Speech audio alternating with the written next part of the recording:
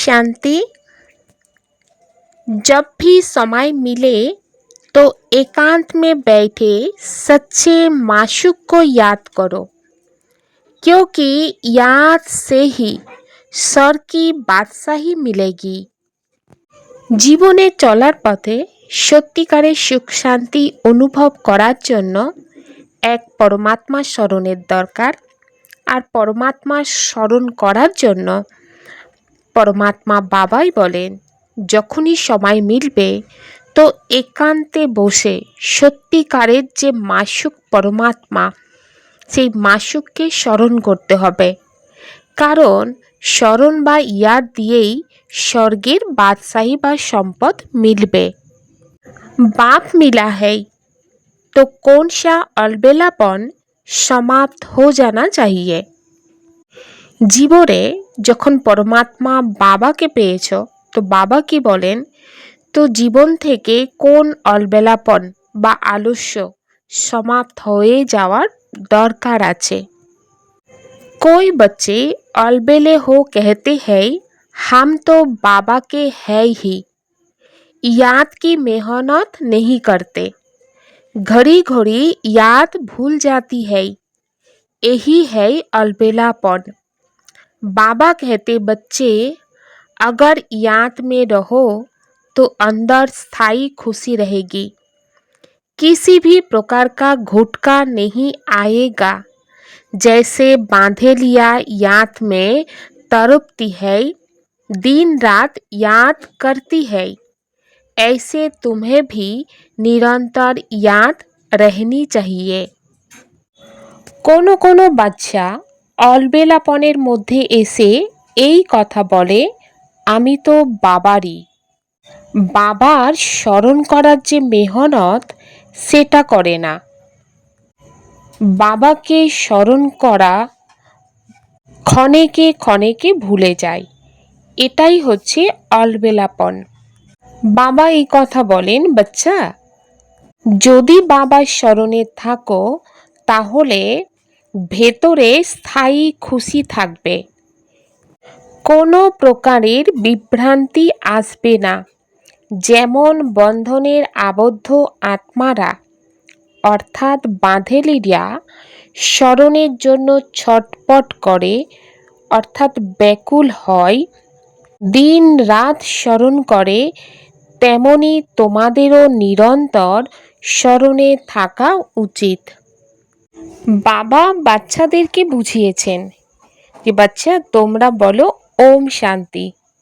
বাবাও বলেন ওম শান্তি, অর্থাৎ আত্মারূপে তোমরা হলে শান্ত স্বরূপ আত্মা। বাবাও শান্ত স্বরূপ, আত্মা সধর্মও শান্ত আর পরমাত্মা সধর্মও শান্ত। তোমরা শান্তিধামের বাসিন্দার।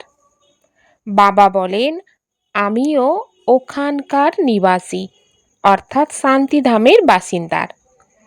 তো বাচ্চারা তোমরা পুনর্জন্মে আসো, আমি আসি না।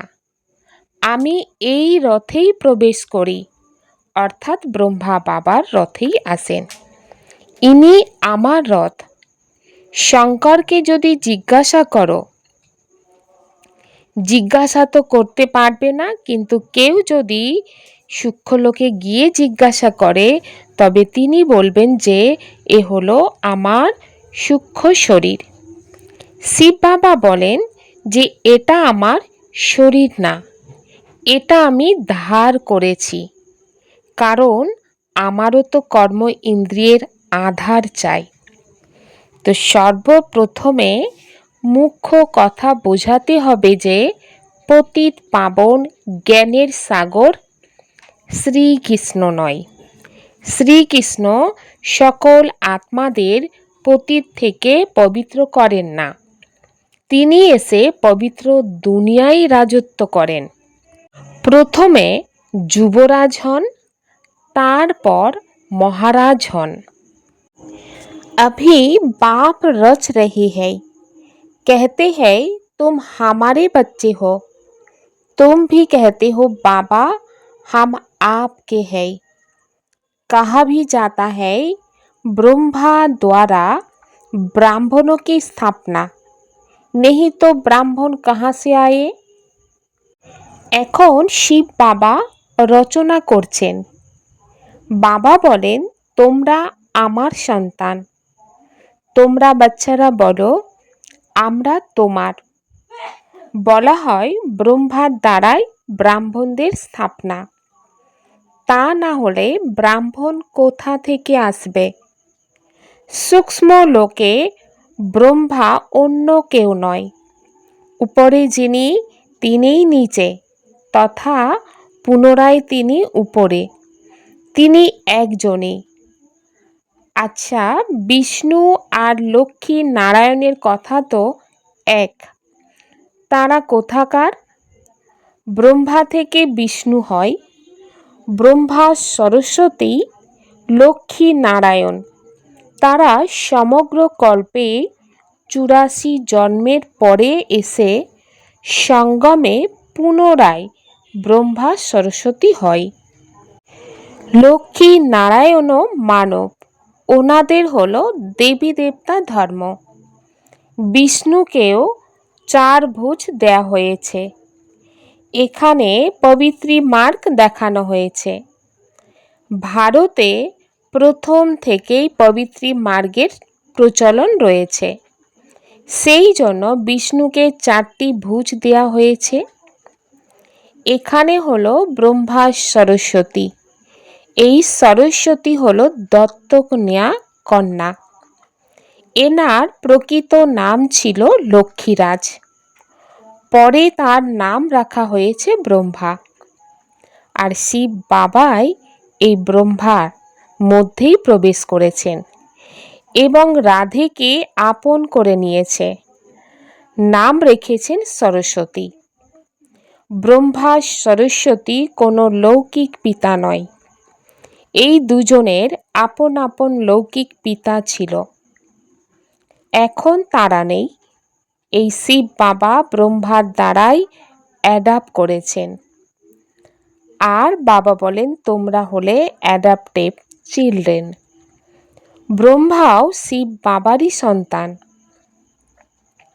ব্রহ্মার মুখ কমল দ্বারা রচনা করেন, সেই জন্য ব্রহ্মাকে মাতাও বলা হয়।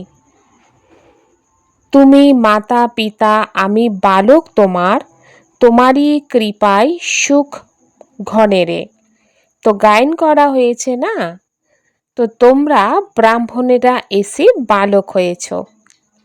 এই সমস্ত বোঝার জন্য অতি তীক্ষ্ণ বুদ্ধির প্রয়োজন। বাচ্চারা, তোমরা শিব বাবার থেকে উত্তরাধিকার প্রাপ্ত করো। ব্রহ্মা কোনো স্বর্গের রচয়িতা বা জ্ঞান সাগর নন। জ্ঞানের সাগর হলেন শিব বাবা। আত্মার পিতাই জ্ঞানের সাগর। আত্মাও জ্ঞানের সাগর হয়, কিন্তু তাদের জ্ঞান সাগর বলা যাবে না, কারণ সাগর একজনই। তো বাচ্চারা সকলে হলো নদী, সাগর হলেন বাবা। আর শিব বাবার আপন শরীর নেই, নদীদের আছে। তো বাবা বলেন, তোমরা হলে জ্ঞান নদী। যেমন কলকাতায় ব্রহ্মপুত্র নদী অনেক বড়, কারণ তার সাগরের সঙ্গে যোগাযোগ রয়েছে। সেখানে তাদের সঙ্গমে অনেক বড় মেলা হয়। এখানেও মেলা হয়। সাগর এবং ব্রহ্মপুত্র দুজনেই এখানে কম্বাইন্ড। এটা হলো চৈতন্য আর ওটা হলো জড়। এই কথা বাবা বোঝান, এটা শাস্ত্রের মধ্যে নেই।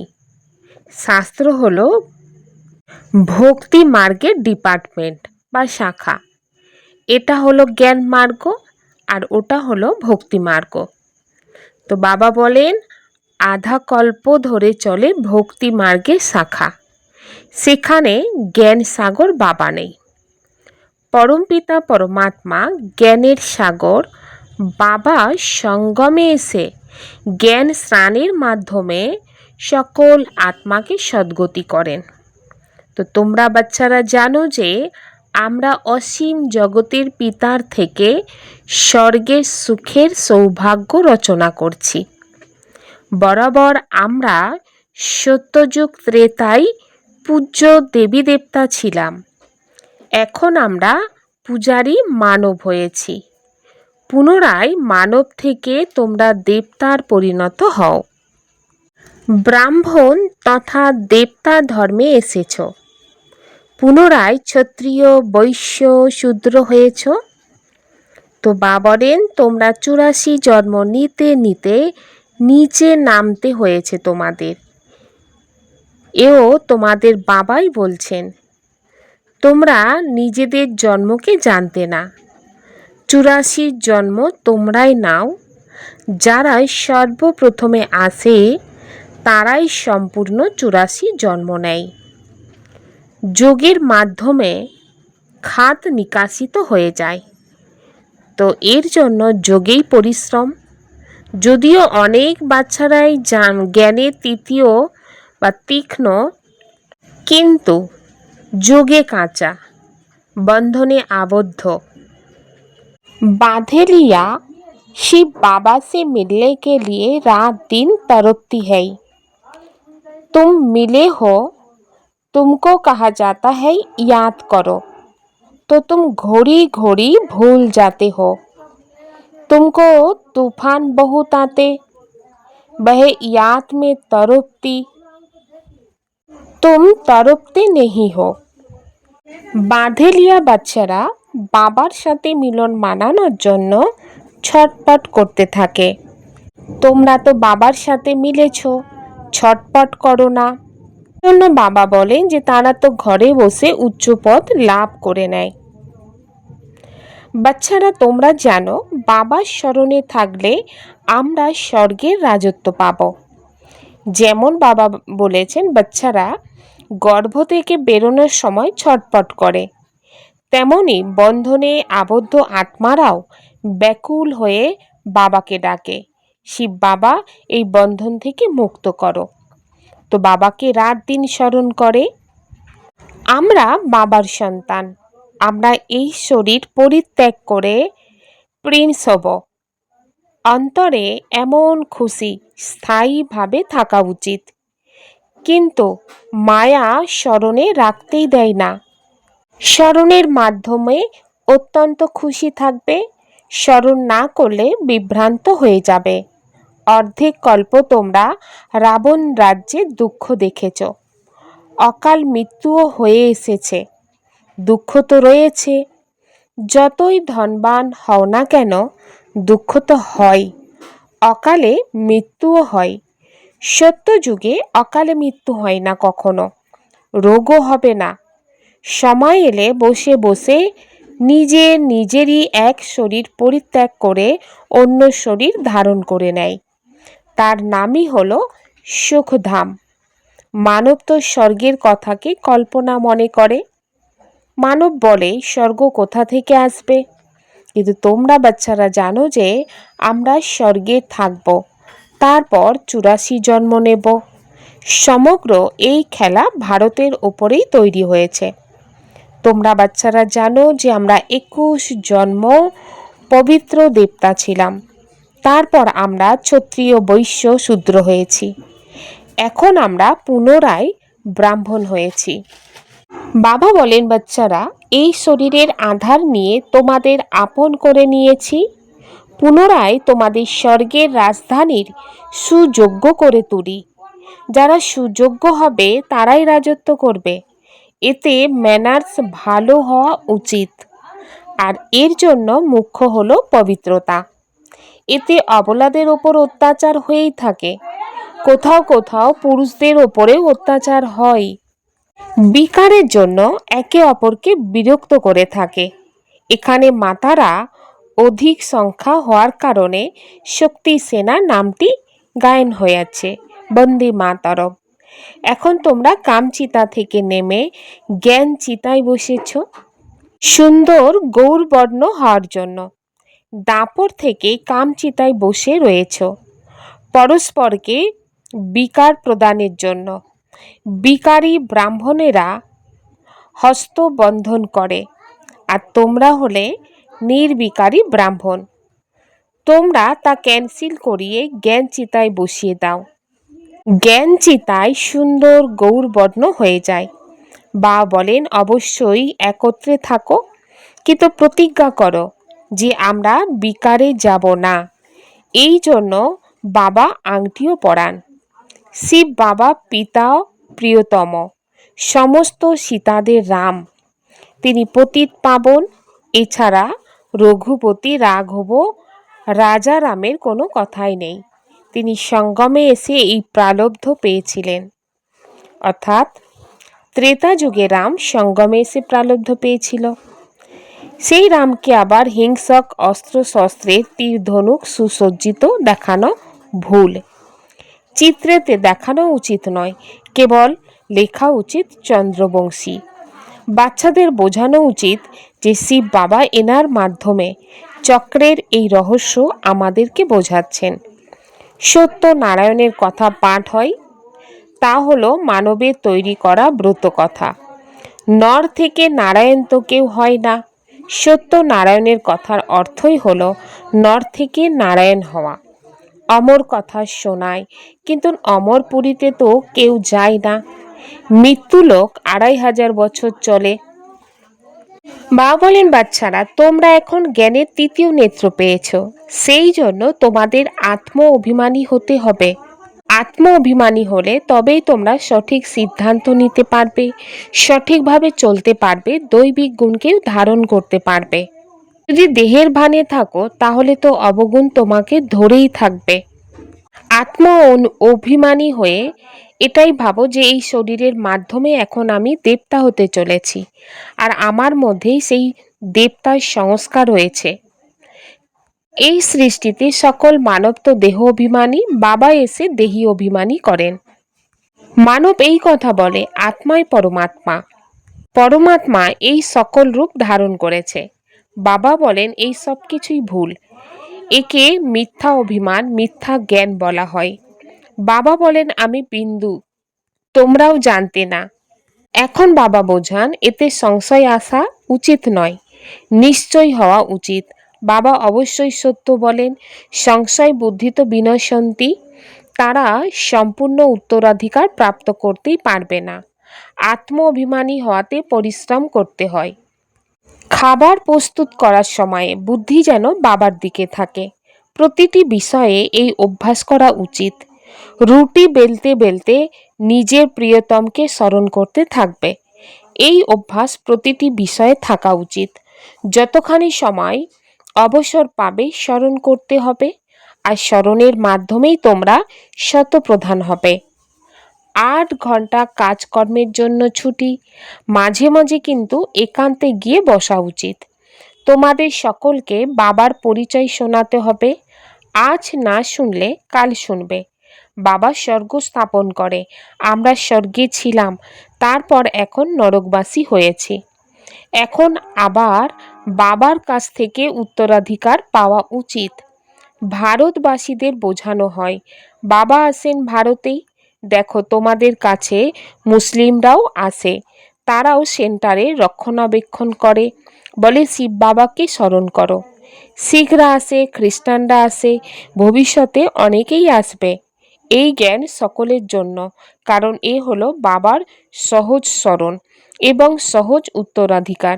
কিন্তু পবিত্র তো অবশ্যই হতে হবে, দান করলে গ্রহণ মুক্ত হয়ে যাবে। এখন ভারতের ওপরে রাহুর দশা বা গ্রহণ রয়েছে।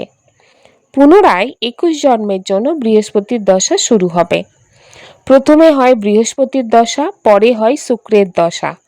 সূর্যবংশীদের ওপরে বৃহস্পতির দশা, আর চন্দ্রবংশীদের ওপরে শুক্রের দশা রয়েছে বলা হয়। পুনরায় দশা কমতে থাকে। সব থেকে খারাপ দশা হলো রাহুর দশা। বৃহস্পতি কোনো গুরু নয়, এই দশা হলো বৃক্ষপতি, আর বৃক্ষপতি শিব বাবাকে বলা হয়। বৃক্ষপতি বাবা যখন আসে তখন বৃহস্পতি এবং শুক্রের দশা হয়। রাবণ এলে রাহুর দশা বসে। তো বাচ্চারা তোমাদের ওপর এখন বৃহস্পতির দশা বসে রয়েছে। কেবল বৃক্ষপতি স্মরণ করো আর পবিত্র হও। हर कार्य करते हुए आत्माभिमानी बनने की प्रैक्टिस करनी। देह का अहंकार समाप्त हो जाए इसके लिए ही मेहनत करनी है।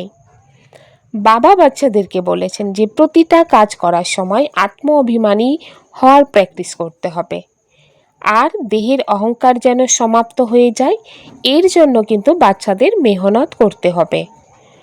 सत्ययुगी राजा के लायक बनने के लिए अपने मैनर्स रॉयल बनाने हैं। पवित्रता ही सबसे ऊंची चलन है। पवित्र बनने से ही पवित्र दुनिया के मालिक बनेंगे। সত্যযুগী রাজার উপযুক্ত হওয়ার জন্য নিজের চাল চলন অনেক রয়্যাল বানাতে হবে। পবিত্রতাই হচ্ছে সব থেকে উঁচি চলন। পবিত্র হওয়ার জন্য পবিত্র হলে পবিত্র দুনিয়ার মালিক হয়ে যাবে। करुण करावन हार की स्मृति द्वारा सहज योग का अनुभव करने वाले सफलता मूर्त भव। কারণ কারাবনের স্মৃতির মাধ্যমে সহযোগের অনুভবকারী সফলতা মূর্তি হও।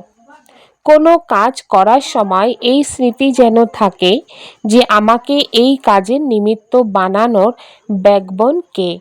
বিনা ব্যাকবোন কোনো কাজই সফল হয় না। এই জন্য যে কোনো কাজ করার সময় এটা স্মরণে রাখো যে আমি হলাম নিমিত্ত, করাচ্ছেন স্বয়ং সর্বসমর্থ বাবা। এটা স্মৃতিতে রেখে কর্ম করো, তাহলে সহজে যোগের অনুভূতি হতে থাকবে। তারপর এই সহজ যোগ সেখানে সহজ রাজ্য করাবে, এখানকার সংস্কার সেখানে নিয়ে যাবে। इच्छाएं परछाई के समान है, आप पीट कर दो तो पीछे पीछे आएगी। ইচ্ছা হলো ছায়ার মতো, তোমরা পিট করে দাও তাহলে পিছু পিছু আসবে।